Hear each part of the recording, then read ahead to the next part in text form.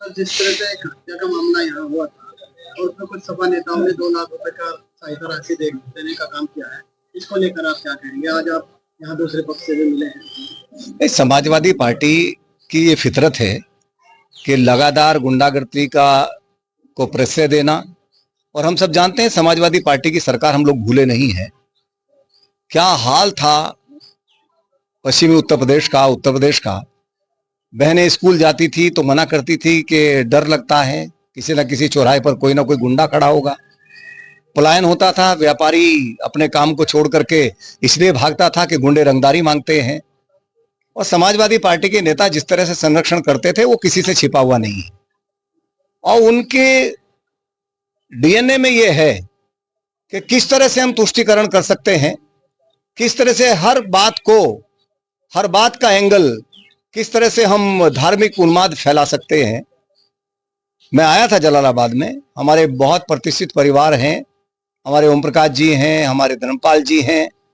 और एक व्यक्ति नशे की हालत में आता है, घर में घुसता है, अकेली महिलाएं घर में हैं, वो पुलिस को सूचना देते हैं, वो पुलिस ले जाती है चौकी पर और चौकी के लोग परिवार के लोगों को सुपुर्द कर देते हैं। उसके बाद क्या होता है क्या नहीं होता है, अब मौत का कारण क्या है वो सब पोस्टमार्टम के बाद चीजें उजागर होंगी, क्या मौत का कारण है। लेकिन केवल भीड़ तंत्र के आधार पर अपनी बातों को चिल्ला चिल्ला के बोलना और हर बात को, और ये फितरत है कि कैसे हम छेड़खानी करने वालों की मदद करें, कैसे हम गुंडों की मदद करें, क्योंकि ये उनके डीएनए में है। लेकिन निश्चित रूप से उत्तर प्रदेश में, देश में यशस्वी प्रधानमंत्री नरेंद्र मोदी जी हैं, उत्तर प्रदेश में यशस्वी मुख्यमंत्री योगी आदित्यनाथ जी हैं। किसी गुंडे अपराधी को छूट नहीं है, किसी नेता को छूट नहीं है, किसी को छूट नहीं है कि वो किसी भी तरह के धार्मिक उन्माद को फैला सके। जो भी ऐसा करने का प्रयास करेगा निश्चित रूप से मजबूत कानून कार्रवाई की जाए। कुछ लोगों ने इसे दूसरा एंगल भी देने की कोशिश की है, वो लिंचित तक बता दिया, लेकिन सब स्पष्ट हो गया है।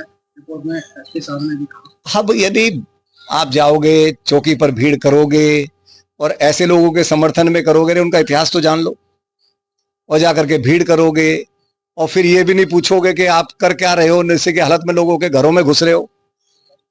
अब कम से कम राजनीति में भी मानवता आवश्यकता है। ठीक है आप समाजवादी पार्टी में हैं, लेकिन फिर भी मानवता के आधार पर भी विचार करना चाहिए।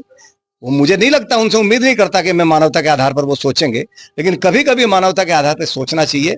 हम समाज के एक अंग हैं, तो समाज की व्यवस्था को मजबूत करना हमारा काम है, समाज की व्यवस्था को विखंडित करना हमारा काम नहीं है। जरा जरा सी बातों पर धार्मिक उन्माद पैदा करना और कहीं मोब लिंचिंग तरह तरह के शब्दों का इस्तेमाल करना, तो ये सब उनके झूठे पुलिंदे हैं और जनता उनके चेहरे को समझती है। इसकी पूरी तरह पुलिस जांच कर रही है और निश्चित रूप से जांच में सारी चीजें सामने आ गई हैं, बची हैं और सामने आ जाएंगी, और ऐसे लोगों को अपने चेहरे छिपाने पड़ेंगे।